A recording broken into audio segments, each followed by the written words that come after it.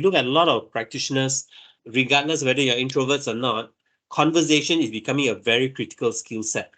And I will share with you along the way how that came about. And hopefully by the end of today's session, there'll be greater enlightenment in terms of how do we go with this and where do we go from here. Now, so a little bit about myself. So some of you know me, some of you I'm quite new to you.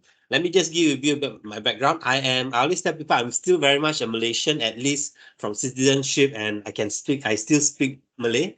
The difference is my career, my professional development started a lot more in Singapore. So I've done a lot of OD projects, interestingly, in terms of government agencies, private sectors, and coming back to, so I started my career in 2000. I came back to Malaysia in 2015. I've been working with clients both in three type of category: MNCs, SMEs, as well as family business. And from an OD perspective, it is really interesting because the dynamics of each organization is very different. One of the biggest challenge in organization is you tend to see one organization do, you try to follow, but you're not able to replicate the success, right? Because it's always easy to copy the obvious and the observables. As I share with you tonight's session, I think I want to bring you to a deeper level to look at the hidden aspect of it, the hidden aspect of organization, so you have some idea about where we can go with this. Now, I think one of the things that I've really enjoyed OD, and I didn't start off as an OD practitioner. I'm an engineer, so I was in manufacturing for about 4 years, 5 years, and quite interestingly, as I read OD, as I started doing my research on OD, OD really started in a more technical aspect. It wasn't from the HR aspect, right? And I also share my thoughts in terms of how did OD end up with HR. I'm not trying to make enemies with HR, but I'm just sharing in terms of the differences.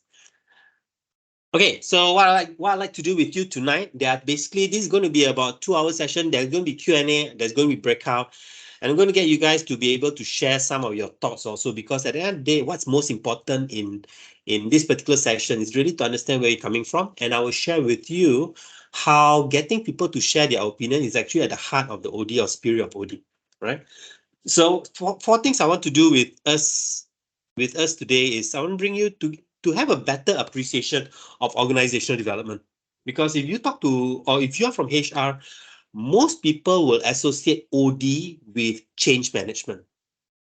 Now, change management is part of OD, but OD is more than change management, right? I think that's something that I want to set very clear in terms of how we're going to run it. Then I'm going to talk about appreciating the practitioner's approach to OD. So OT is interesting. You have the academia world where we talk about frameworks and all, and we also have the practitioners world. And I'm going to share with you, perhaps from a Kurt Lewin's perspective. So Kurt Lewin is known as the father of OD, right? I mean, OD probably went back all the way to ancient times, but when we talk about formalized education, formalized knowledge, then Kurt Lewin has been identified as the father of OD. So I'm going to share his perspective and how he made OD. Basically, it's a very academic, there's practicality and there's an academic in it, and how he does that. So I'll give a bit of intro to that. Then I'll share with you some of the tools or the general tools that OD practitioners use. It may not be fully comprehensive, but it is what are the common ones that's being used. Then finally, and the end of today, I hope to be able to shed some light in terms of what are the characteristics of effective OD practitioners. And this is something that you might want to look at. I was having a conversation with another friend, and one of the things that is becoming very popular in organizations is this thing called HRBP, right? Human Resource Business Partners. So some of you are familiar with it, some of you are not. Where I'm coming from is the skill set of an OD practitioner. It's very, very useful for everyone, not just HR. It's for everybody. But at the same time, if you are a HRBP, OD skills is becoming a lot more critical. Now, I'm bringing out my session into 3 areas. I mean, I'm an engineer, so we like to be structured.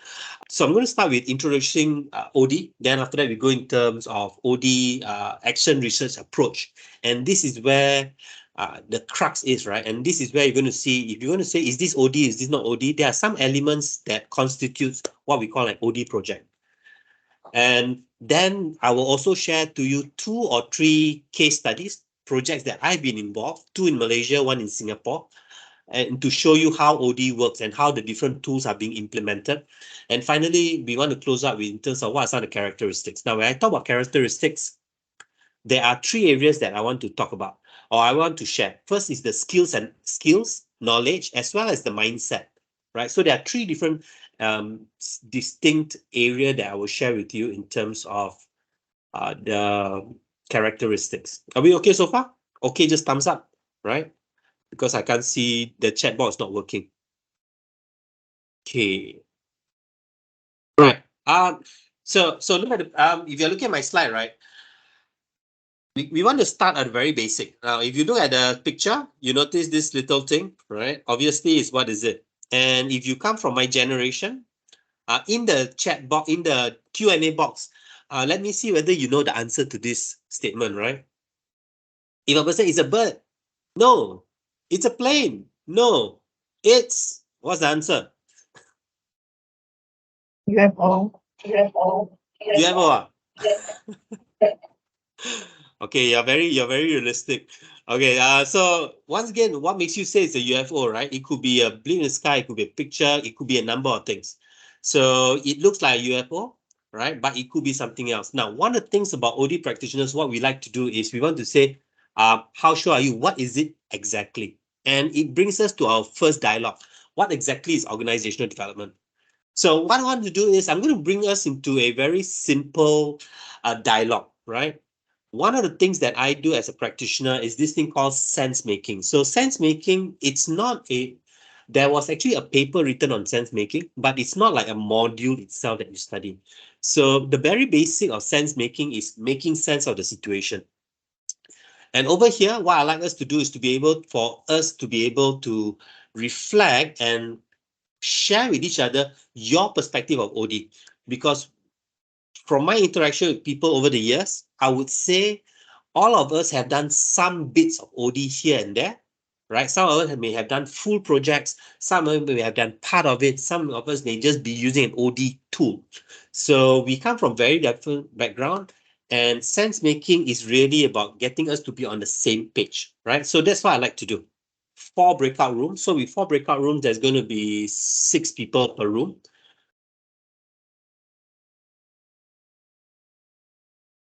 So let's go in terms of your room discussions, right? So room 1, you want to just very quickly, room 1, do you want to just share your screen? Are you able to share your screen here?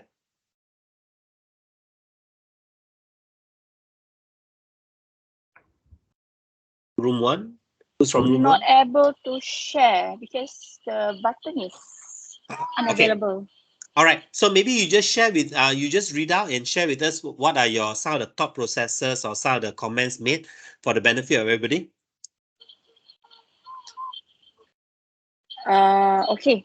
Basically, we have summarized a few key items lah. What is Okay. organizational development?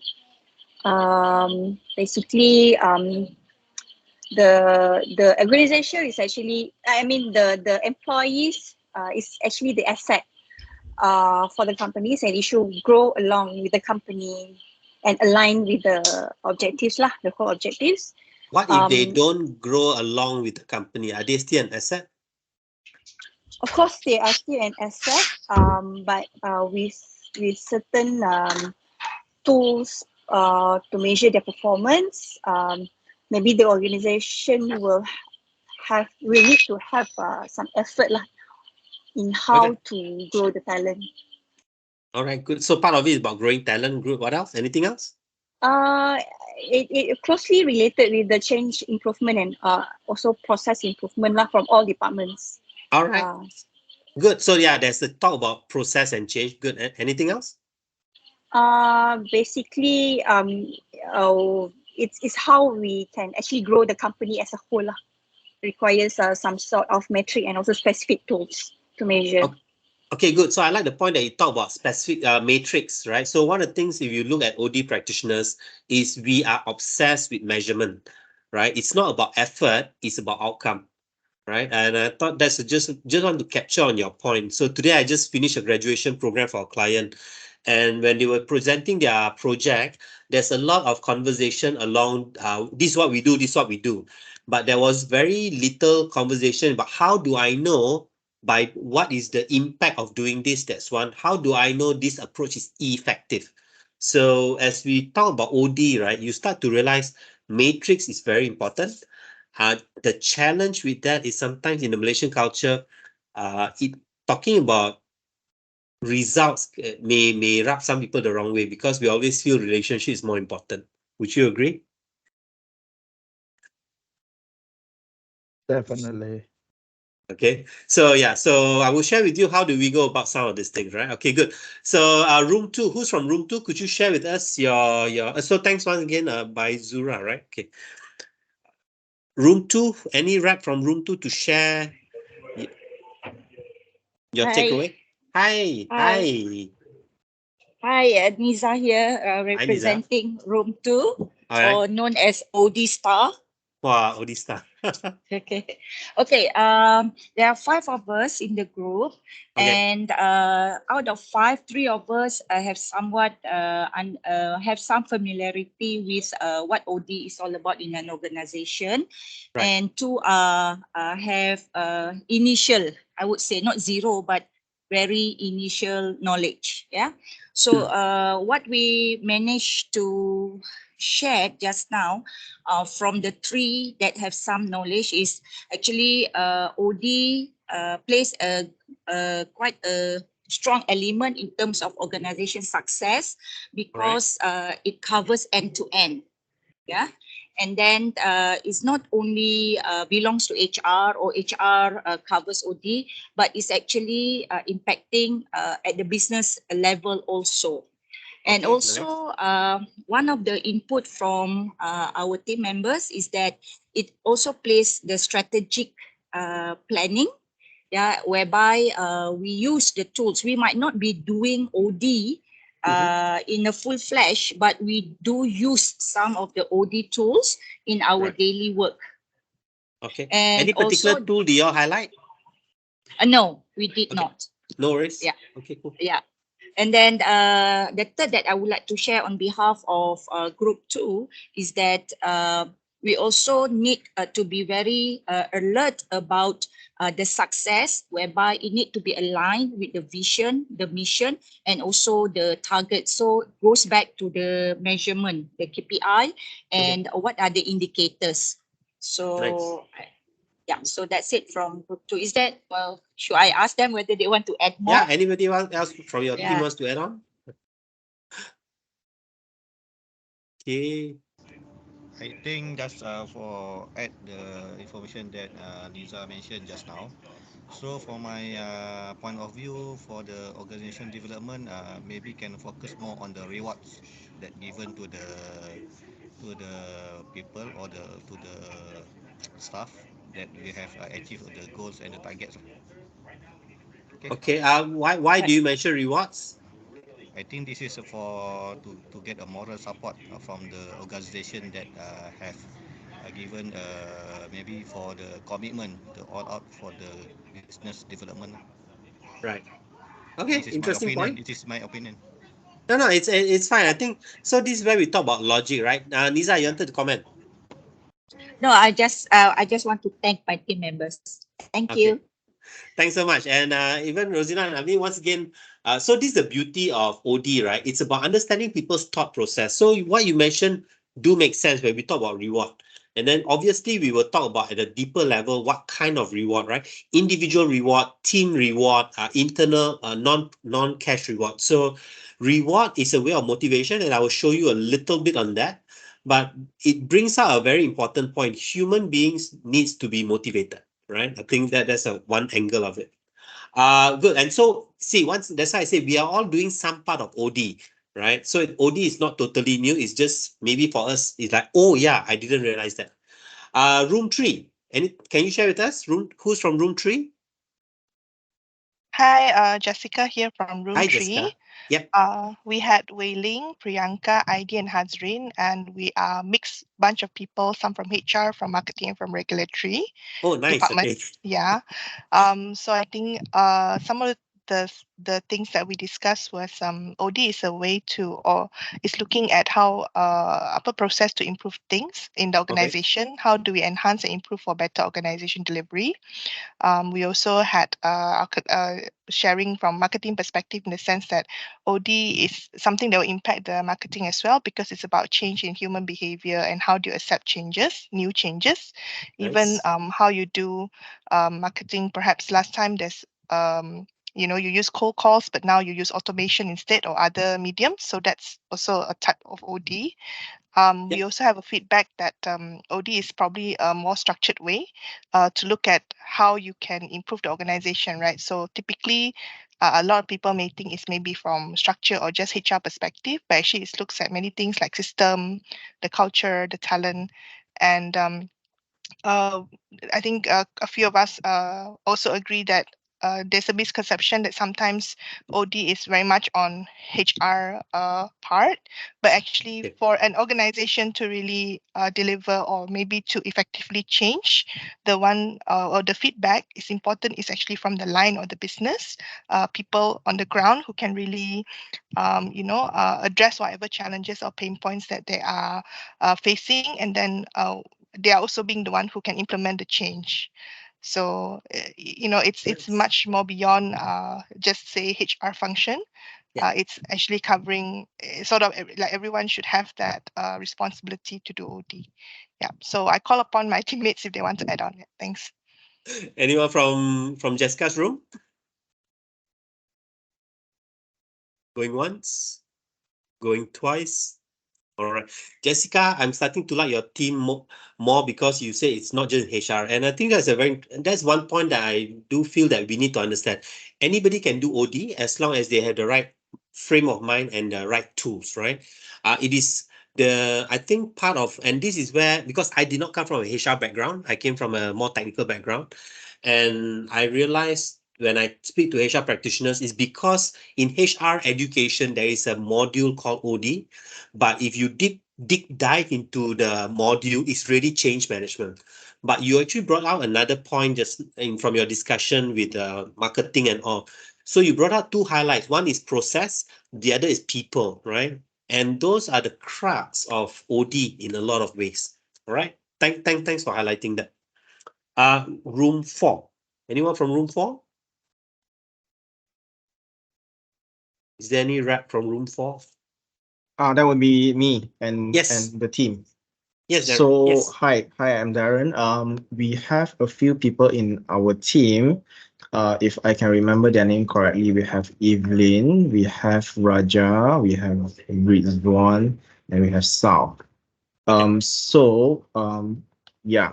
So what we shared about OD is our understanding. I think some of them in data systems, some of them are leading a team as big as 100.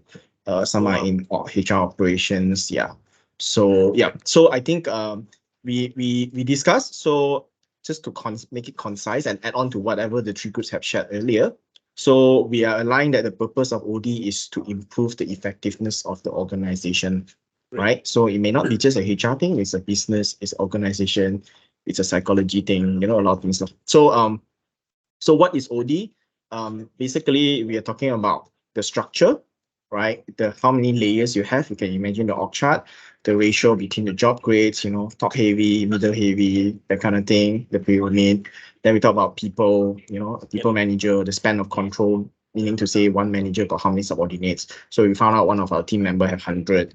So he's saying that we're asking how he talked to everyone one-on-one. So he doesn't. What you mean is talk in one groups. directly 100 or? Correct. Who wants to share that? Wow. I don't know whether the person wants to share, but anyway, No so worries. Okay.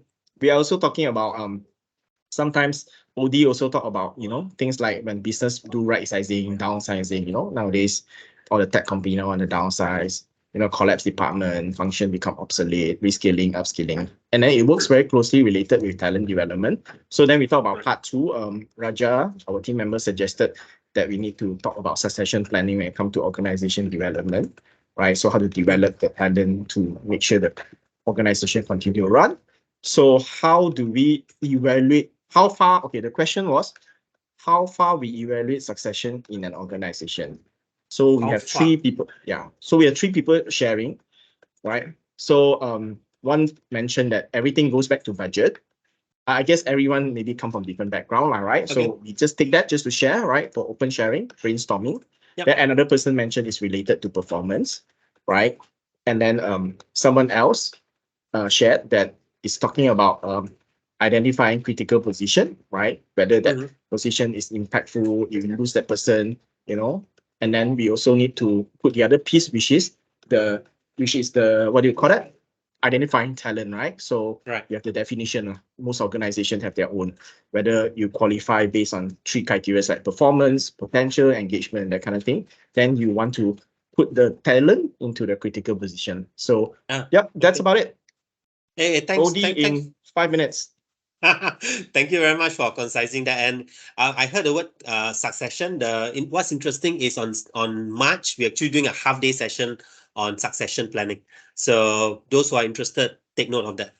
All right. And I think one thing interesting thing that you brought up is, so it's interesting that you bring up, it looks like many different parts, but this is why I think from an OD perspective, everything is actually one. It just may seem differently to different people and different aspect of it. Thanks a lot. Thanks a lot, Darren, for that. Cool. Any of your team member want to add on? If not, I'm moving on. All right. So thanks everyone for sharing it. And I think the whole idea. So let me bring back to our board here.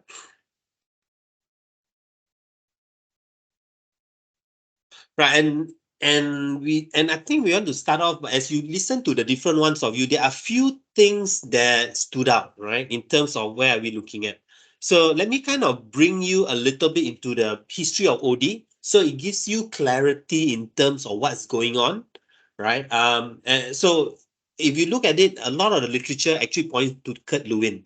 And if you look at it, actually if you're talking about institution, actually MIT was where a lot of OD work started. Right. So if you think of MIT, it's more engineering than HR. So it started in the 46, in the mid 40s to 50s, where people started doing this organizational development. So if you're familiar with things like Frederick Taylor or Taylorism, right?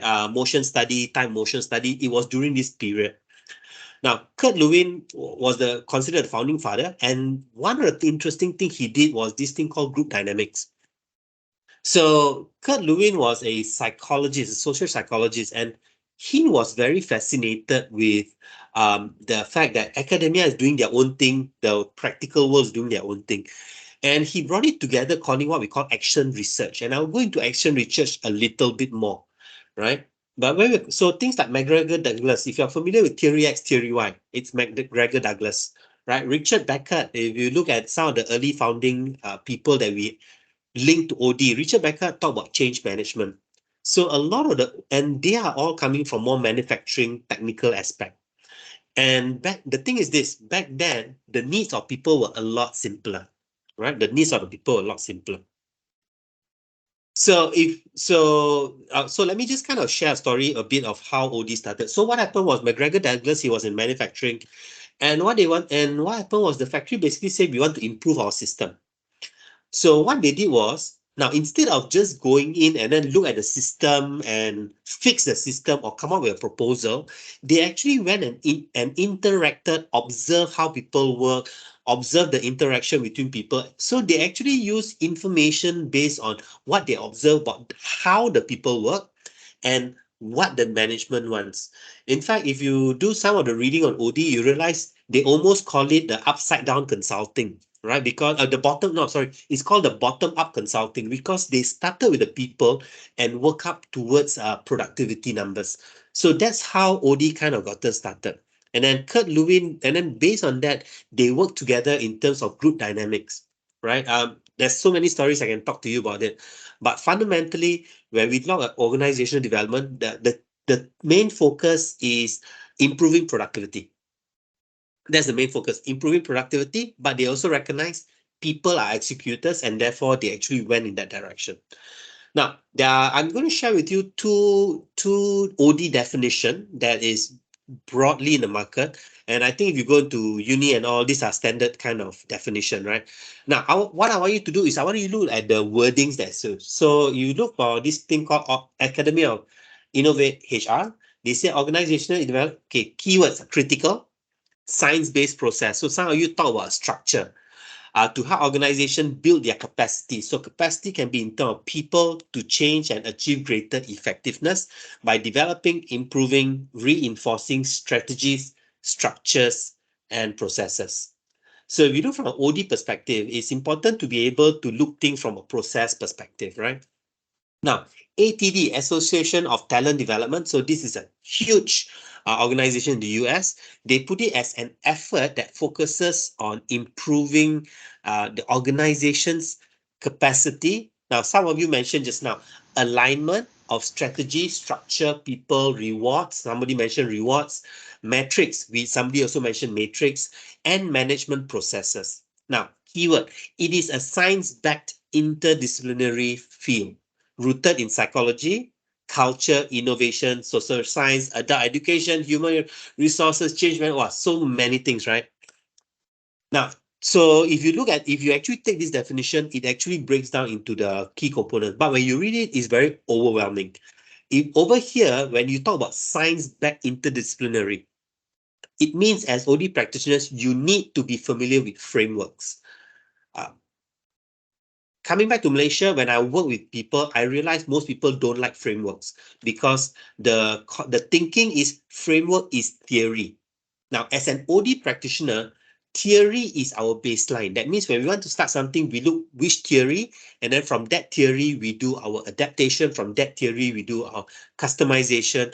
And also, we don't just use one theory. Sometimes we need to look at a number of different theories.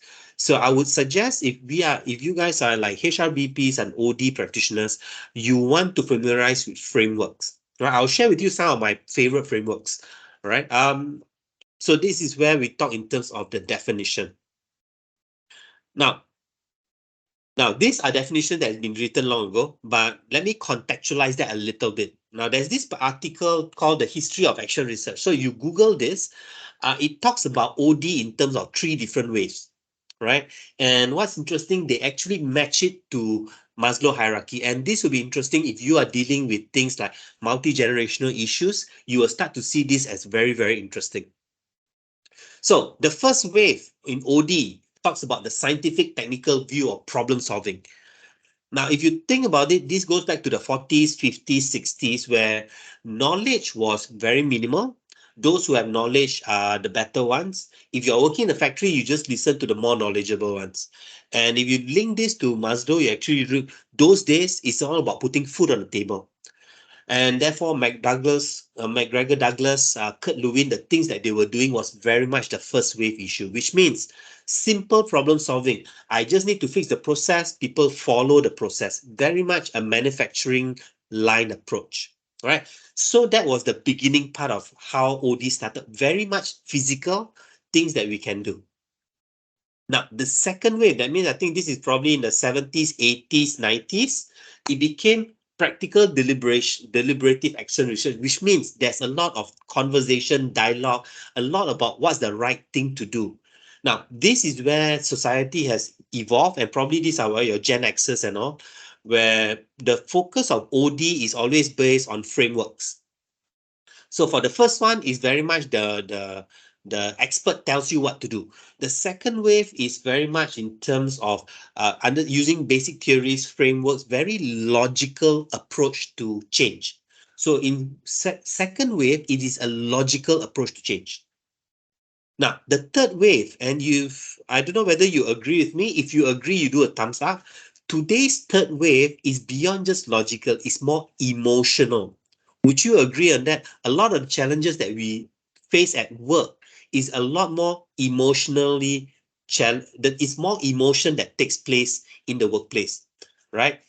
For example, even the person is not competent, he will justify and defend himself and say he's competent because there's an emotion involved. So today's level of OD requires us to go and to be very sensitive at the emotional level. Does that make sense to you guys? Okay. Right.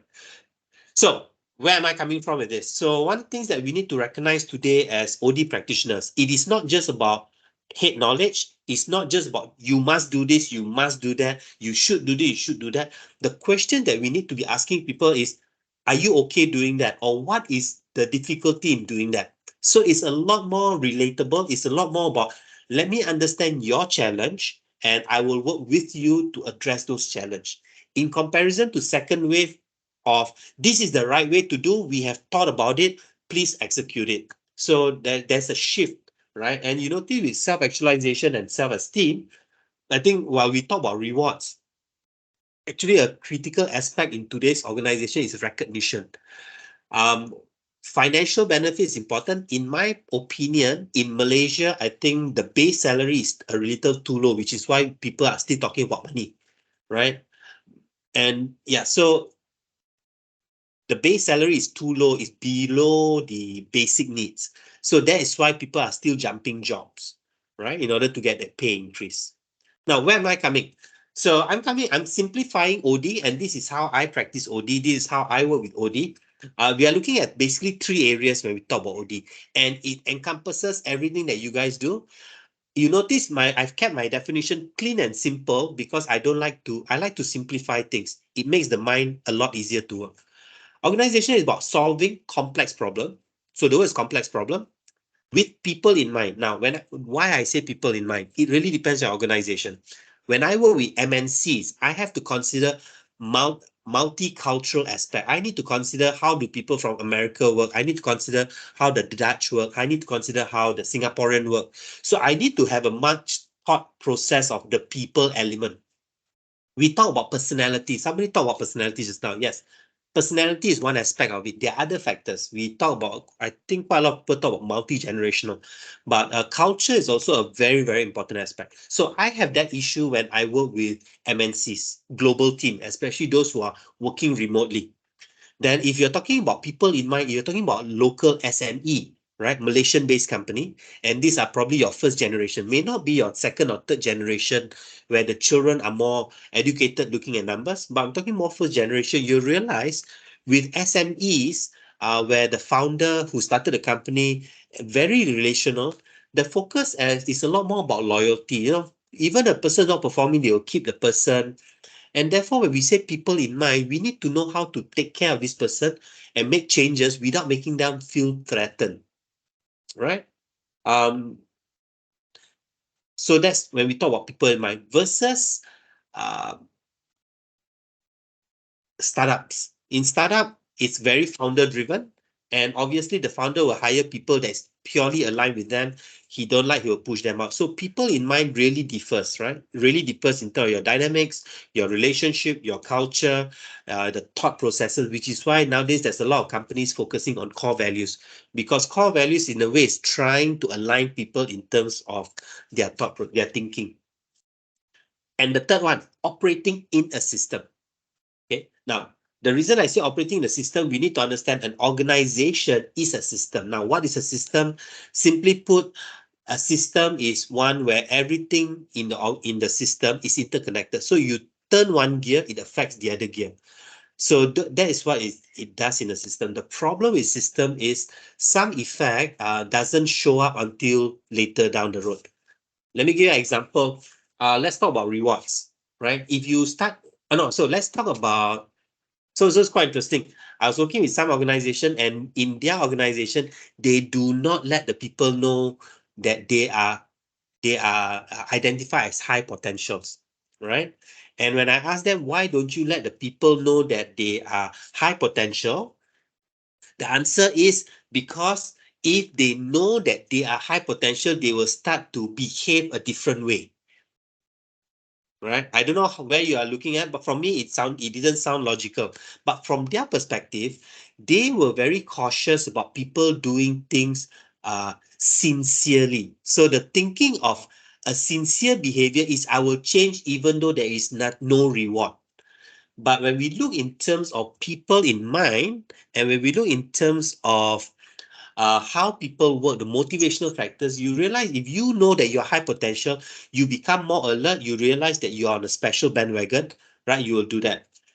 Now, the other reason that I was told, because why? They didn't want to upset the system, right? They didn't want the person to do that. The other argument to that was that if I tell people they're high potential, I will make the others demotivated. Right? So if I tell one their potential, the other one is demotivated. So therefore, I don't tell. But by not telling, your high potential will not push themselves further. So this is what I mean by operating system. If you change one, it affects everything else. So in OD, one of the terms that we use is this thing called unintended consequence, which means if you do something, something else will happen. For example, very good example. Today I was just talking. So today I was in KL and my teammate, his car got summoned. Now, if you notice, if you are in Selangor, I only know in Selangor PJ area, if you get summoned, how much do you pay? Do you all know that? How much do you pay if you kena car summoned for your parking? 30 ringgit. 150. 150. Okay. Any of you saw the one where if you pay within 24 hours, it's only 10 ringgit? Yes. Yes, Okay. if it's Smart Selangor. Okay. So now let's look about when I talk about operating system and how this unintended consequence. Now, so and I thought that was very smart because if you say pay 24 hours within 10 ringgit, people will pay immediately versus PDRM that says at the end of the year we give you a 50% bonus. Right? Guess what? Everybody waits till end of the year to pay. So you look the unintended consequence of action. Now, PDRM did the discount because they want people to pay up more, but they discount it. Now, the unintended consequence is everybody waits for end of the year because everybody knows, oh, PDRM will announce a 50% reduction. So that's the unintended consequence. Now, the unintended consequence of 10 ringgit, right? So let me share my perspective from an OD perspective. The decision to make it 10 ringgit within 24 hours is to make people pay fast. But they made it 10 ringgit so much so that some people may say, no, I'm going to leave my car here the whole day. 10 ringgit is nothing. I will just pay 10 ringgit. So every action has an unintended consequence. So as an OD practitioner, whenever we do whatever decision we make, we need to recognize there will be an unintended consequence. All right? There'll be an unintended consequence. Are we good with that? Does that make sense? All right.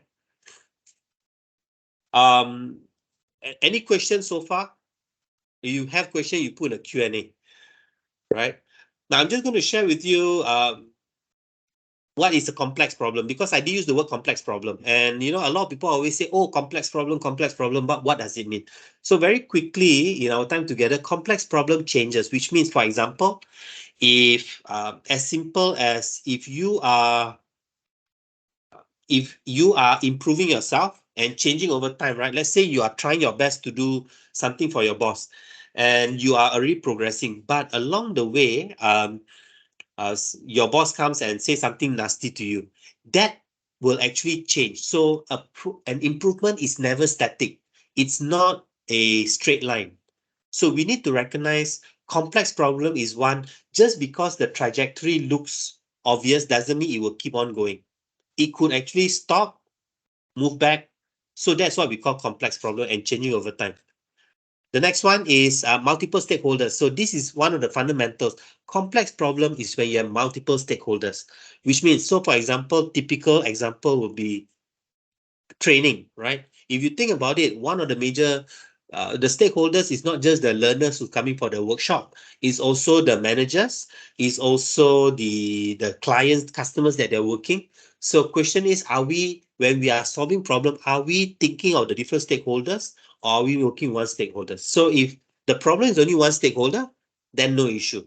If multiple stakeholder, then you need to be able to incorporate everybody's point into it. Right? So that's very important. So one of the things in complex project is complex problem is you must first identify the different stakeholder. That's one. Secondly, identify the needs of those stakeholders. Now, needs doesn't have to be logical needs. It could be personal needs. For example, if the department, one particular department don't want to change because they're scared, if they change, certain things that was hidden will surface. Now, obviously, they are going to resist the change. So as an OD practitioner, we need to be able to Make them feel safe enough for them to tell you what's the issue and for you to assure them, okay, you know what, let's do it this way so that when we change, this problem doesn't become so obvious, but we will tackle it. Now, imagine if you are the HOD and this is how the OD practitioner comes to you, you become more open to the new change because you know the OD practitioner is also going to find ways to protect them. Now, from an OD practitioner perspective, they are very clear. I need the goal done. If I need to protect you to some level in order to get the goal done, I will do it. Right? I'll come that a little bit more.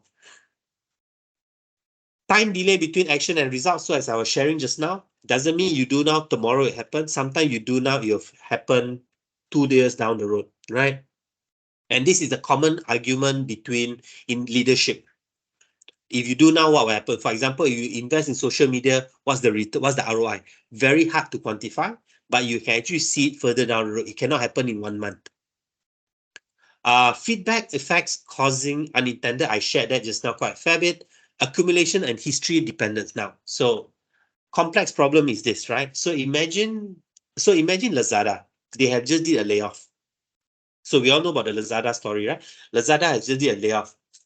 Now, 3 years down the road, when something goes wrong, people will remember what happened previously. So this is what we call accumulation. People will remember the stories. If you are Lazada right now and there's layoff, the impact, the fear that you have will stick with you. Even though there's a new management that said, you know what, put the past behind. In reality, it doesn't happen. So when we do interventions, we also need to know what the history of the organization, right? Let me share with you a case that I did. So we were working with this particular company. It's a manufacturing. And before we came in, we didn't know what happened, right? So when we came in, the story was given very nice in terms of the change and things that they want to change. So we actually put a change program. And as we were running the change program, right, people enjoy the workshop, people enjoy the team building, but when they go back, they were very concerned to change. So initially, we thought the program wasn't useful. And then they actually said, no, the program is useful. They actually apply it in their own personal home.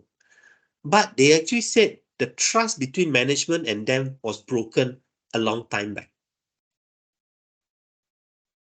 So as practitioners, we need to be aware, while we may say this is the past, we need to recognize it's linked. And part of complex problem is we do need to know a bit of history of what's going on. Right? So I think that's something that defines a complex problem. Are we okay with this or any questions on complex problems? Because as OD practitioners, we do need to handle this. Any questions, any comments? If not, just do a thumbs up, I'll move on. But if you have, please ask.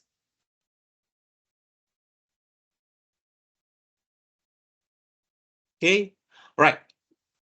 So that's complex problem. And hopefully now somebody throw the word to use complex problem, you realize these are the characteristics, right? If you are just doing if you're doing your problem, let's say you need to do budgeting and you're just doing it yourself, right? That's not a complex problem. Complex problem is when you do strategic planning where the entire department the entire company comes together. That becomes complex, right? Okay, so that is a bit about the history of OD, where it's evolved, what it is right now. And in today's context, I think as practitioners, we need to recognize we need to manage emotion a lot more, right? It is not about logic, it's about emotion. There is a connection between logic and emotion, but I want to stress the point of emotion. So there are skills that you need, and I will share with you what are some of the OD skills that we use in order to manage emotion. Right. If you are doing change management, you have heard about the unfreeze, change, and refreeze. And this was the original OD framework that was brought up by Kurt Lewin. Now, why am I bringing this? Because I think partly is recognition to the history of OD. This was the most basic, right? Unfreeze means let's see what to change. Changing means the action plan, what we need to put in place. And then refreezing means if everything is done correctly, is producing the results, let's document, let's put everything, let's measure results. So it was a very simple 3-step process. Over the years, because things became more complex, we recognize that the key fundamentals that OD practitioners or even BPs need to know, you need to know 2 bodies of knowledge. First is organization as a system. That means how does a system operate? The next one is the behavioral science, the people behavioral science, right? So those are the two domains. Everything else comes into this. When you talk about rewards, there's two parts, which is the reward policy. How do you design reward? And then secondly is how do you sell the reward system to the people? How do you get people to accept the reward system, right? Especially when you're taking away something. How do you do that? So these two has to work together. The challenge sometimes we notice, like for example, in some of the traditional HR, they only focus on the organizational part. The behavior part, this is what they always say is attitude problem. Now, as OD practitioners, we don't say attitude problem. We say what needs to be done for them to accept. What needs to be done for them to accept, and can we get them to accept, right? So there's a 7-box approach that I use from a very practitioner's perspective, a very logical perspective. There are 7 areas. There are 7 stages, I would say, to when we do OD. The first one is entry. So entry really means how do we get a project? So I'll give you an example. I had a client who they were actually expanding, and I know that when we started connecting with them, we realized they have a lot of process issues. So process issues, documentation issues. So if you think about it, it's process improvement, right? But when they engage my team, they engage us for leadership development, right? They want to run leadership workshop. Now, if I just do leadership workshop without touching the process, will things change? Not really, because the leaders will try to do whatever leadership stuff, but it may not be addressing the process. So what we did in order to get entrance is we agree with them, because usually when we talk about entry, is about managing stakeholders, is about knowing who is the final decision maker. So we agreed with them. We said, okay, let's do a leadership development. But what we did was we did a 9 months leadership program. Now, in the 9 months leadership program, there's one area that we focus on: process improvement. Now, process improvement may not be a leadership topic, but we incorporate it because we know it's going to address the real issue. Because at the end of the day, people want to see results. So entry is very important. You must enter. And this is where I do tell OD practitioners, you do need to know who are the decision makers. It's not about right and wrong. It's about permission to enter into that project. So that's the first part. You need to gain trust from the owner or the people who has in power to get involved. It could be the CEO, it could be the HOD, but you need to know who is the person. And once again, as I shared, I have moved from right and wrong to useful or not useful. What do I mean by that? So sometimes with some stakeholders, they have self-interest. Now, as a practitioner, I know they have self-interest, but I'm very mindful I want to help the company. So what I do is I will play along with them in terms of saying, you know what, if you do this, you're going to be amazing. If you're doing this, you're going to benefit. But when I design my intervention, I design it in a way that it addresses the company's issue. So it becomes win-win. He gets what he wants, the company gets what they want. So entry is very, very important, right? I've seen OD practitioners, I haven't seen learning consultants that argue. For example, the boss wants customer service workshop, but he feels the boss wants customer service, but he feels the issue is communication, or he feels the issue is work processes. So he spent a lot of time fighting the boss to show the boss that he is right. Now, if you do that, you don't get to enter. You make it very difficult. So what you will do is it's better to align and say, okay, boss, it's customer service can. But once you align with the boss, then you design it in a way that works, that you know works, right? So that's one point of entry. Now, formalize everything, put on paper. The reality is putting things on paper takes time. Putting things on paper feels like a lot of work, but it will help you when there's conflict, when there's a disagreement, when there is who says what, right? And as that's one. Secondly, when you put deliverables on paper, it helps you to be more concrete in your approach into our Excel research. Now, so you formalize the agreement, right? So let me give you an example of formalizing. This was early years when I came back to Malaysia to run projects. We did a leadership development program. That was a 6 months program. Before we started, I actually sat down with the CEO. We sat down and we discussed. And for that particular program, there was actually 2 levels of supervisor. Now, then I actually asked the CEO, does the company have a policy of no double promotion. And the CEO actually say, yeah, we don't do double promotion. So I actually asked them, if there's a policy of no double promotion, then what is going to motivate the level 2 person to work hard through this program? So based on that, he actually said, okay, let's send out an email to those who attend this program. The double promotion doesn't apply. Cut the story short, the person who got promoted was actually the level 2 in the program. If the policy of no double promotion was in place, the person cannot get promoted. But because the conversation went in and we formalized that, double promotion policy doesn't apply in this context, the person actually got promoted. So that's what I mean by formalizing, and it's very important. Third is diagnose. So once again, diagnose, gain insights. Now, and this is where, from a practitioner perspective, let's say a HOD comes to you and say, my team has a problem, or this talent is not good enough, or our process, our things are not working, right? Diagnose also talks about talking to the different stakeholders. So I would actually talk to the person doing the work. I will actually talk to the person, or even send out survey to the person who the boss says is difficult, to understand their perspective. Because one of the things early founders of OD did was the recognition that everybody's point is valid. If everybody's point is valid, then obviously we need to find something that addresses both issues. Cannot say one is right, one is wrong. The problem with right and wrong thinking is it comes together with the right and wrong thinking, which is win or lose, right? So that's part of the diagnosis. So, there are many diagnostic tools. I will show you some of it that we use. Then only now, you notice after this, that's where we go to plan for change. That's where we design our interventions, right?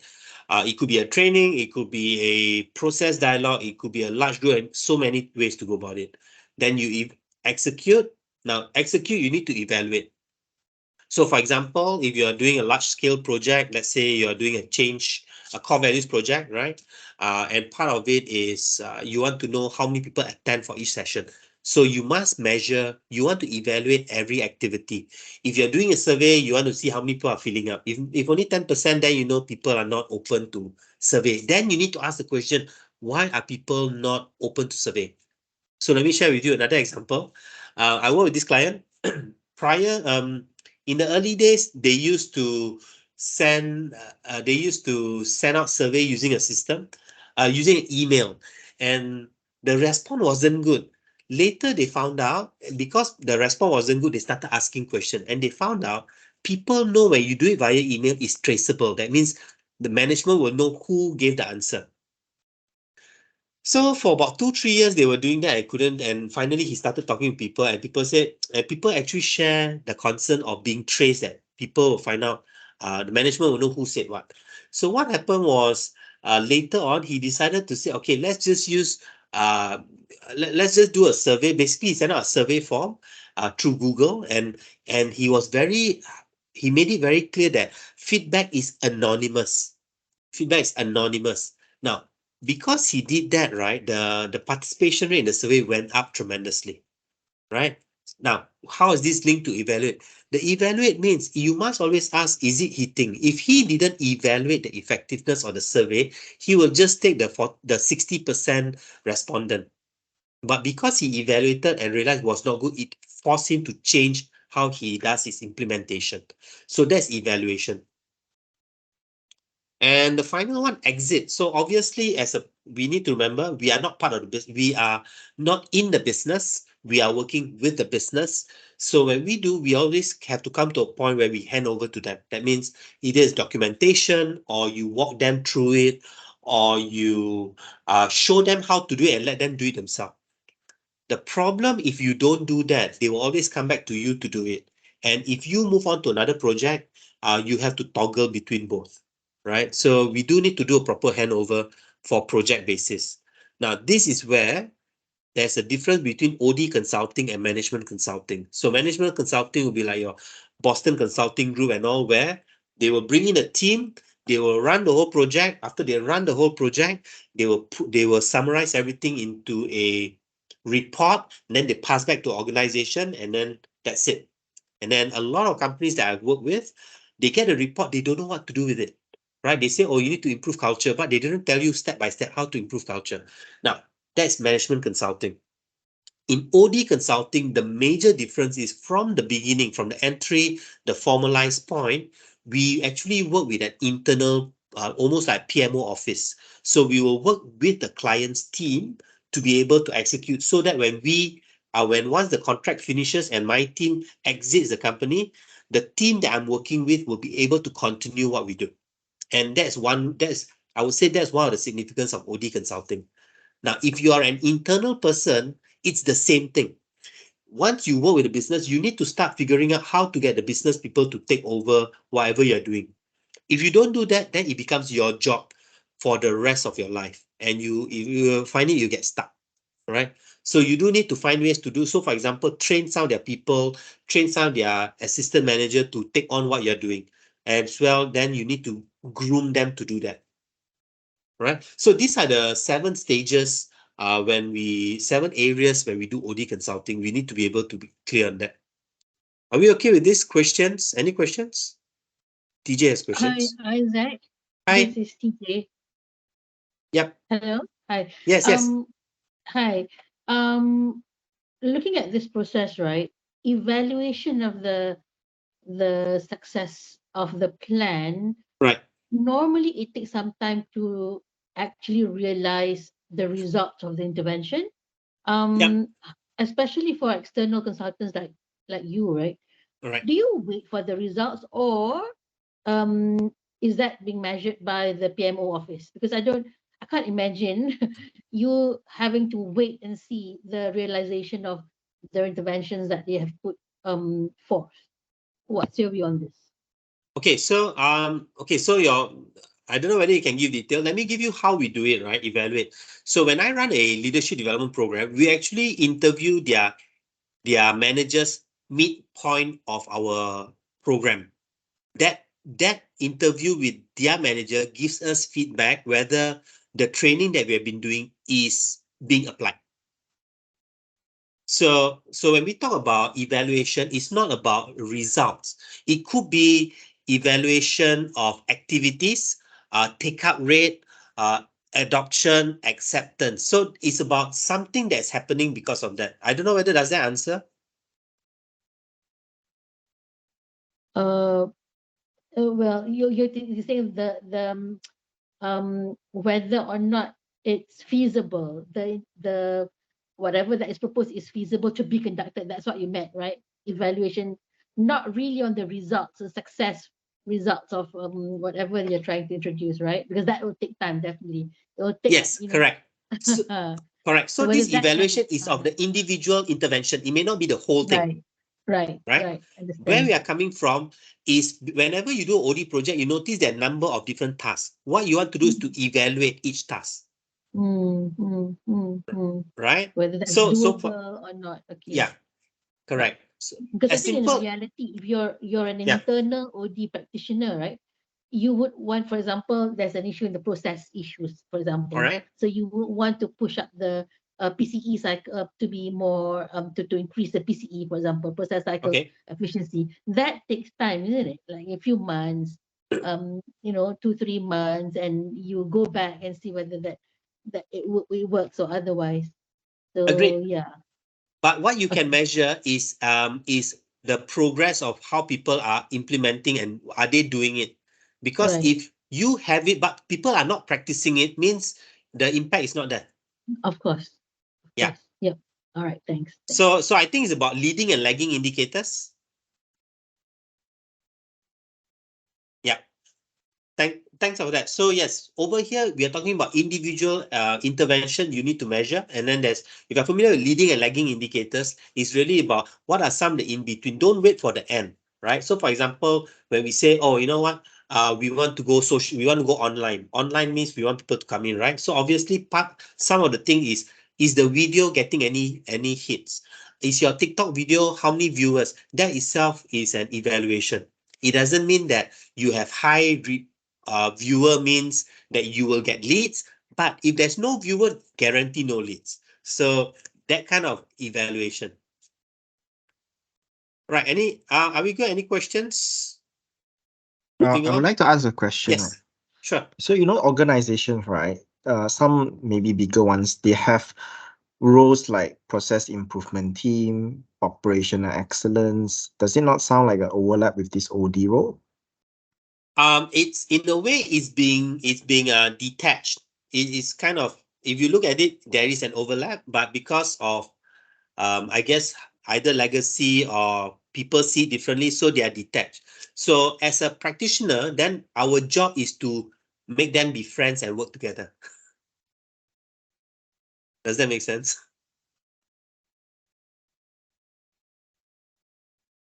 Yes, it does. Just that I'll put it this way, lah. I mean, again, I'm speaking not about my current organization, but in Sure. the past, yeah. So sometimes you have them sitting in the business side. Sometimes you have them sitting on the HR side. Yeah. So if you know what I mean, sometimes they don't really gel very well together. Yes.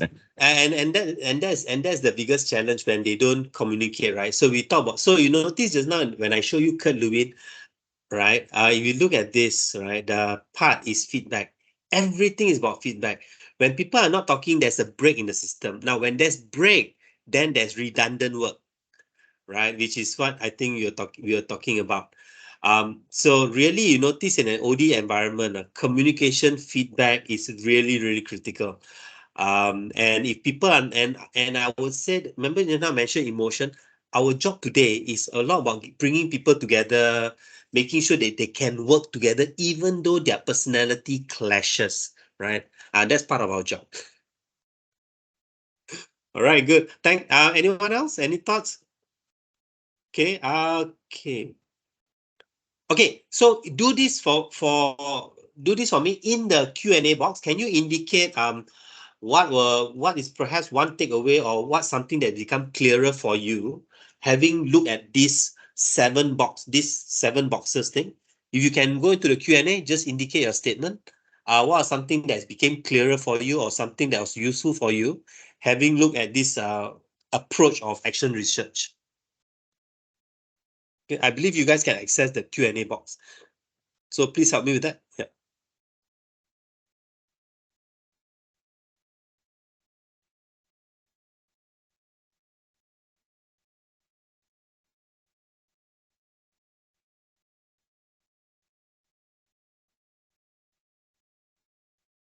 Okay, so yeah, if this works for you, just indicate what's your takeaway from these 7 steps, right? Now, if you look at it, some of you may say, Isaac, this is quite commonsensical. Now, to me, it was commonsensical because I think from a technical perspective, it makes sense. But I think one thing that this box doesn't show is the human interaction part, right? And that's something that you need to play a lot more with. Okay, so let me share with you stories of the projects that I've done. So it gives you a sense from a practitioner's perspective how it goes. So just now I was sharing with you in terms of the leadership program where the processes were issued, but it was a leadership program. So that's actually case sharing number 1. So in case sharing number 1, it was actually a local company. They expanded very fast because they were acquired. They got listed, and suddenly their market opened so big in Africa, Middle East. So what was happening was the business was growing so fast and couldn't cope. So they were hiring people, but there was a lot of rejects and all, and they don't know what's going on. So the leaders actually thought it was a leadership issue. So they brought us in for it. But as we looked at it, as we talked to different people, and in fact, when we were starting to work on it, that's where we noticed it was not so much a leadership. I mean, leadership is one part of it, but their immediate need is actually on their processes. So that's where we actually built in the process improvement, understanding measurements and performance into that leadership program in order to address this without trying to say to the client, oh no, your issue is not leadership, your issue is actually process, right? So part of stakeholder management is to know which stakeholders are open to listening and which stakeholders are not open to listening. So that's where understanding personality profiling and all really helps, and understanding people. So that's the case study 1. Case study 2 was an interesting one. So this was a IT company. So they distribute for Dell and everything. So the supplier is Dell. And what happened was Dell had this requirement of 97% 97% satisfaction rate. And this is post-sales, right? That means they sell and then after sales service. And for about 2 to 3 years, the company couldn't hit 97. They were doing, I think their highest was probably 94 or something like that, 93 or 94. So what happened was they connected with us and they said, Isaac, can you do a 2-day workshop for customer service for our after sales engineers, right? So it was after sales engineers. So one of the things I suspect, because this is probably because of work experiences, I suspect that people may not be aware.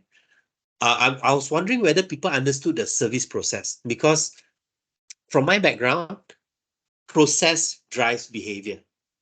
If you want to change something, you have to start with the process, right? So process drive behavior. So it was a customer service project and they only had 2 days. So I actually asked the HR person, I actually asked the question, I said, how familiar are your guys with after sales service, the after sales service process? And she confidently told me, Isaac, no issue. My guys have worked here at least 3 years. They should know the process. So that's what she told me, right? Now, remember I was saying that we need to talk to different stakeholders. So what I did was I actually asked her, are you okay? So I say, are you okay if I do a pre-workshop survey just to understand their understanding of processes? And 60%, there's about 20 people, 60% of them have no idea with the service processes. Then when I showed that to the HR manager, she came to me and said, Isaac, how do you know that they didn't know? My answer to them is I didn't. It's just I didn't want to assume, so I actually asked them. So what I did was in my survey, I actually asked them, please draw to me the process flow of the after sales service. After customer purchase, how do they go about it and how do they trigger to get? So I actually asked them that. And because of that, we actually incorporated in the workshop an understanding of the after sales service process, right? And quite a number of them will say, wow, first time I'm seeing this, right? So we're not saying people are not doing their job. We're just saying we need to recognize it's important to understand different stakeholders' challenges. Now, because I work with culture and I work with behavioral change, so what we did was we did a 2-day workshop, but I also told them, if you want to improve, we need to, oh yes, the other thing that came out from that workshop, and it's quite interesting. Sometimes we don't know until we talk to people. So one of them actually said they are scared to go customer side because some of them, after they ring the bell, right, suddenly the dog come and then will bark and they get very shocked and nervous.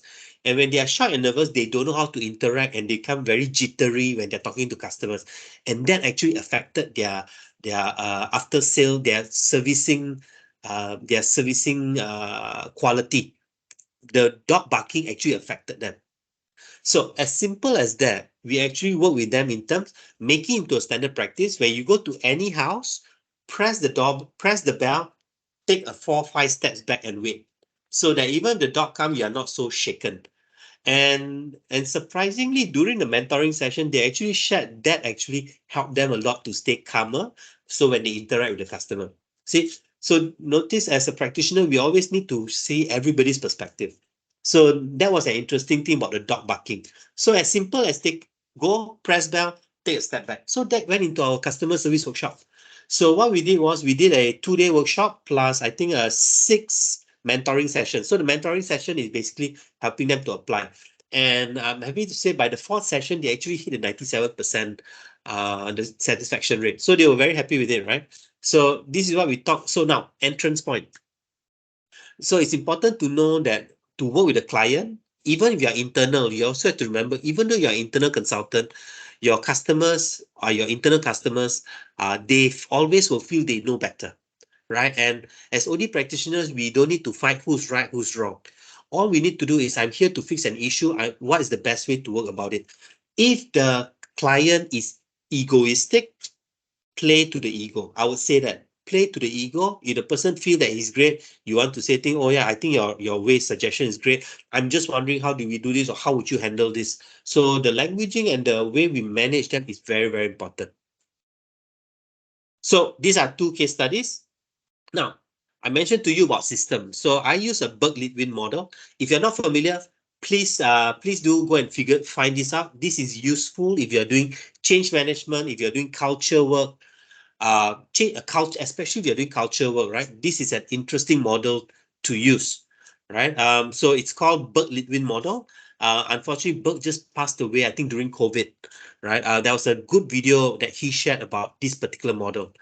Now, I mentioned just now organization as a system. So what Burke-Litwin, so two individuals, they kind of map out the entire structure of an organization. While we may say, Isaac, not all organizations like this, fair enough, it's about showing the interconnected way. So the model shows you a neat way to show how things are connected.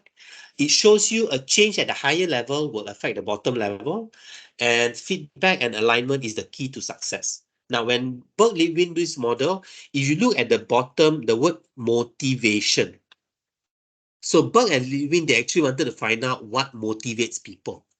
And so from there, they work it up all the way up, and they realize motivation is affected by the individual factors.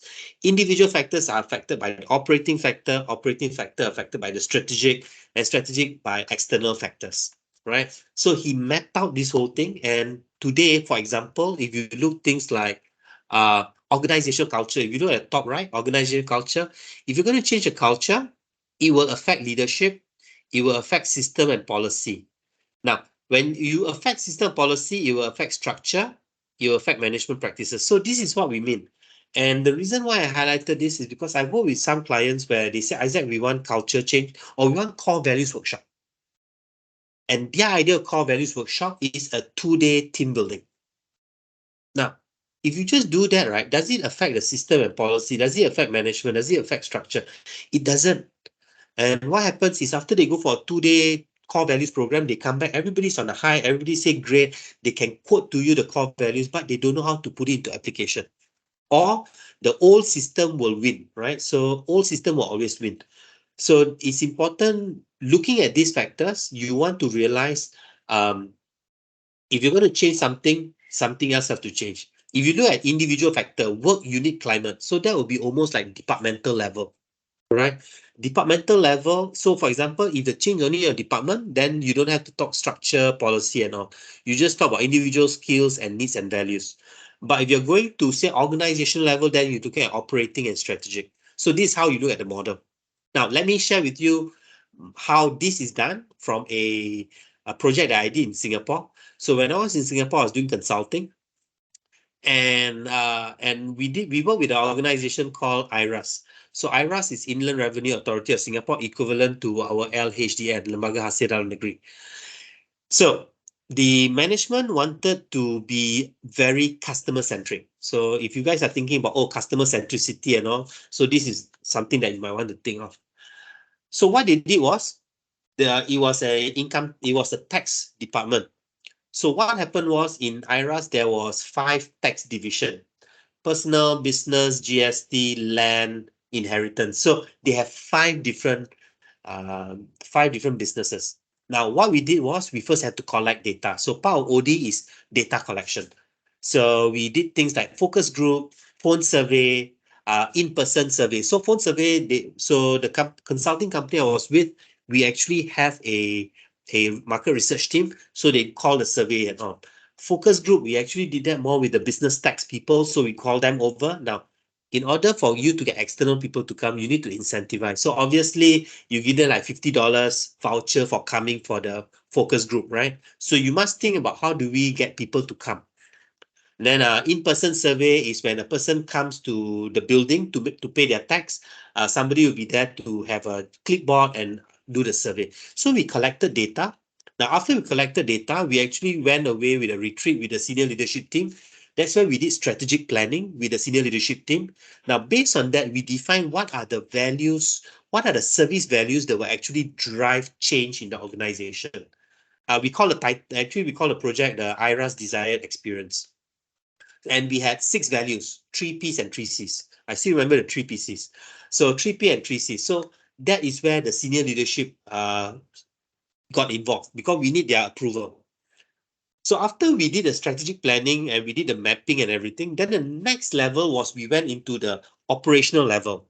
Now, operational level will be alignment of behaviors based on tax type. So what we did was when we were working with the income tax, we know the behaviors of people paying income tax is different from the people who's paying business tax. So we have what we call different ways of practicing the values. Like one of the P's and C's, one of the C's, so C is competence, right? So competency for business tax versus income tax, different level of competence. So we had to be very clear. So we had to define it differently for different people, or different tax regime. One. Secondly, incorporate the values into KPI. So after it was a 2-year project, because I think they have about 1,800 people, and we had to train everybody in it. So we had to incorporate core values into KPI. So to the tail end of the project, we actually incorporated their core values, which means we measure their performance against the core values. So performance management, for some of you are familiar, is broken down to 2 parts. One is the goal, the other one is the behavior. So the core values come under the behavior aspect of it. So that's how we incorporated the KPI. But obviously before that, so in sequence one, we actually did training, right? And for the training part is really in terms of what is the core value, how to apply the core values, as well as, oh yeah, I forgot to indicate here, under operating, we actually do journey mapping. So we actually do a journey mapping to identify the touch points for the customers that is aligned with the core values. So you notice all the different interventions went into one project. Now, finally, we had this thing called managers are equipped with skills. So we also realized not everybody will immediately change. We do recognize that there will be people who resist. One, there's another group of people who, what we call the wait and see. They will wait and see whether things are improving, then they will join. So we actually had to train the managers on how to manage this kind of behavior, and to get the managers to not look at it as resistant, to not look at it as attitude problem, but to look at it as a behavior, they are concerned. So the managers were trained on how to manage this. So this is how we actually did to address all the different parts of it. Questions, clarification on how we did. Is there example okay for you guys? All right. Cool. Now, a quick snapshot, and you guys just take a snapshot. These are the different diagnostic tools that we use, right? Into organizational level, individual level, intervention. So intervention usually means execution, right? So town hall, communication, offsite, training, team building, process facilitation, coaching on the job. These are basically tools that OD practitioners use either personally, or in some organization, you work with the learning team or with the process improvement team. So sometimes as ODs, we are conductors. We get different people involved. Questions? Anything so far? All right. Okay, I'll move from that. Consideration in OD projects. Something that you might want to think of. So for you guys, you want to look at multi-generational, now old and young. There's a lot of workshops going on along multi-generational, but I think it's important that multi-generational is more at the cognitive level. The behavior level is the same. Everybody wants to perform. It's how you talk and interact. But when you design, you did need to look at it. For example, digitalization. Now, I tend to hear people say, the old people attitude, they don't want to learn. But what if I tell you the old people, they don't mind learning, they just don't want to look stupid. They don't want to look like they made mistake. Because we come out in a culture where they say they eat more salt. So in a culture where the older generation say we eat more salt, they do not want to look stupid. And therefore, they are resistant to learn digital is because they don't want to look like they're incompetent, right? So they rather resist than try to do that. So this is where things like, reverse mentoring comes into place. Having some kind of short workshops are very useful. So let me share with you best practices. So in Singapore right now, in some of the community centers, they actually set up booths for senior citizens to come and learn how to learn how to navigate the phone, navigate some of the apps that the government issued.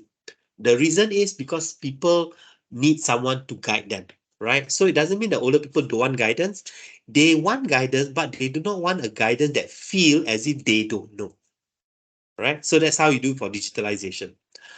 Cross-culture. So in my case, I would say a good what we call it, a good tool is called Hofstede. So Hostin is a tool that I use when I do work with multinational. It gets you to understand the different cultures that come into your organization, right? So you have to consider that. You have to look at culture, belief system, right? So that's where alignment comes into place. Okay. Last point before we come to the conclusion. These are the, so you just want to take a picture of this. These are the skills and knowledge OD practitioners to have. You need to be able to think in systems. So like Bert Levin was one model. You need to start thinking, if I do this, what will it affect? How will it affect? What's the unintended consequence? That's called systems thinking. You need to have process thinking. That's in terms of looking at things step by step. Now, it doesn't mean you have to be expert in all this. But if you don't have it, then have someone as a resource person. If you're not a process person, have a buddy, work with somebody who is a process person. They will help guide you. Process facilitation, right? So facilitation skill is becoming part and parcel of OD skill. Now, storytelling. Storytelling is important for you to be able to link the changes, right? That's one. And storytelling at the executive level versus storytelling at the management level is very different stories. It doesn't have to be one story for everybody, right? So you need to do that. Now, political savviness and strategy networking. So as an OD practitioner, you need to learn to make friends even with those who you don't get along. So this is where, as OD practitioner, you want to be professional enough to say, okay, you know what? I don't get along with the person, or we don't have same values, but his input is important. One. Second, if he doesn't do what I need him to do, the whole project will fail. So you do need to network. You do need to be politically savvy. Unfortunately, sometimes in our local culture, people will say like you pasang cable, but you know, that's a very, very important skill set. Psychological safety. Everyone you talk needs to feel that they are important. Everyone you talk to needs to feel that you are on their side, right? And that's where you need to make them feel very safe. You need to make them feel that even if they make mistake, they can tell you, right? That's really critical. And the last two, the last one, which is behavioral change. So personally, I would recommend an OD practitioner to take up some kind of personality profiling tool, because it will equip you with the understanding of behavioral change, right? So those are the things that I'm looking at from a skills and knowledge perspective. Questions to you guys in terms of knowledge skills that's needed. Either you have others or certain things you need to clarify. Let's do a quick one. We are almost time's up. Any questions on skills?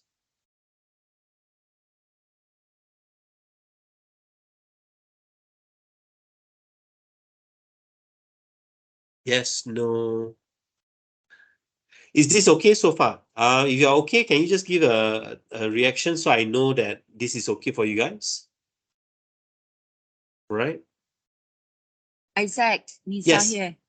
Hmm. It's just that the number 4, the storytelling.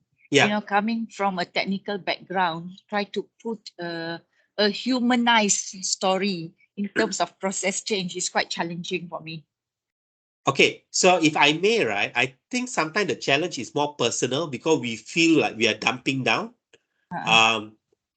So this is where, so storytelling's focus is more on emotion.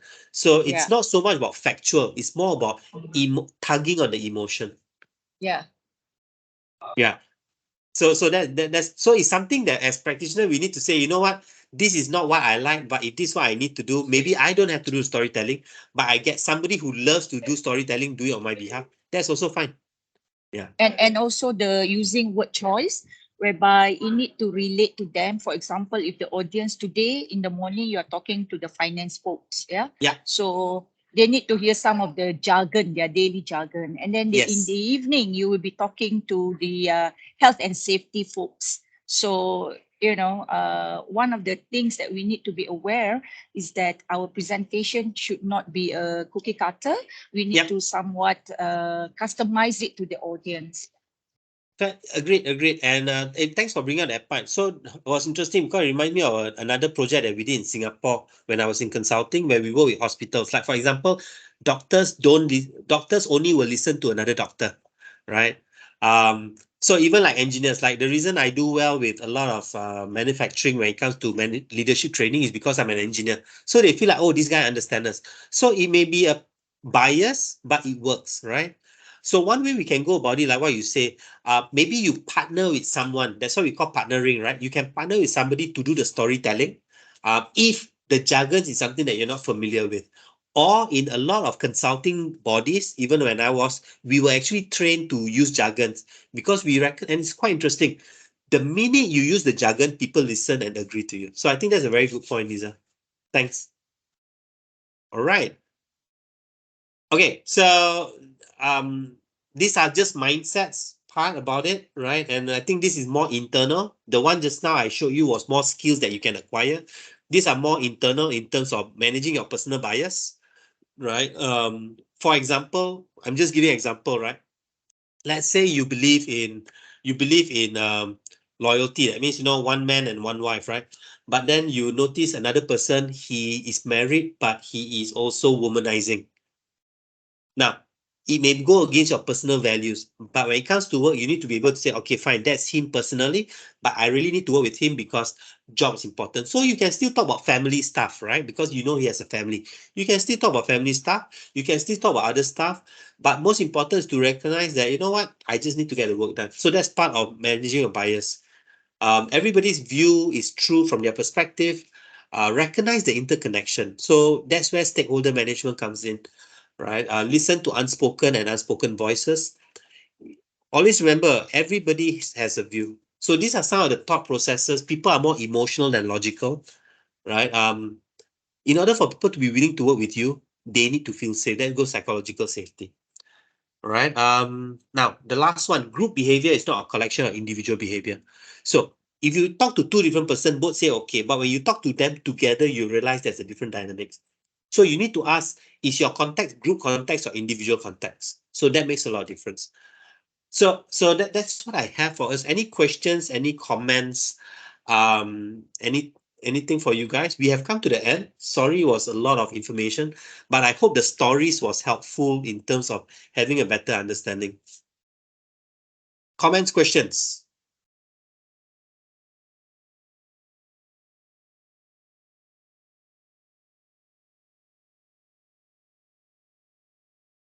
Okay, Okay, I have one question. sure.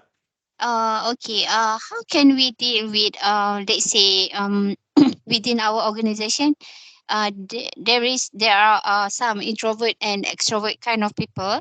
So how can we deal effectively with someone who is showing more dominant character in order to cooperate within the organization better?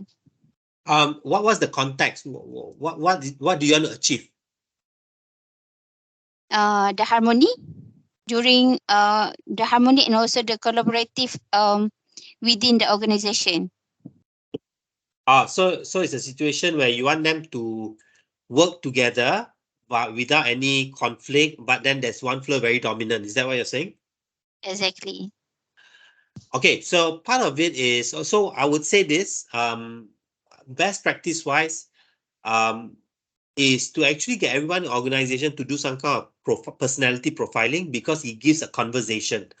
I've worked with organization that use very expensive tool. I use DISC. So get everybody to do the profile so they understand each other's behavior. Because if you don't understand behavior, then we always say attitude problem. We will say that feel bossy and all. And personality profiling actually helps you to be more aware of yourself, because the dominant person may not even realize he's dominant, right? So when you use a personality profiling, it actually helps them to see. So that's step one. Step two, once they understand their profile, you actually want to sit them together and have dialogue and conversation in terms of, okay, in a meeting, how should we behave? In a disagreement, how should we behave? So have a dialogue, have a conversation. So it's a two-step process. Does that help? Yes, thank you.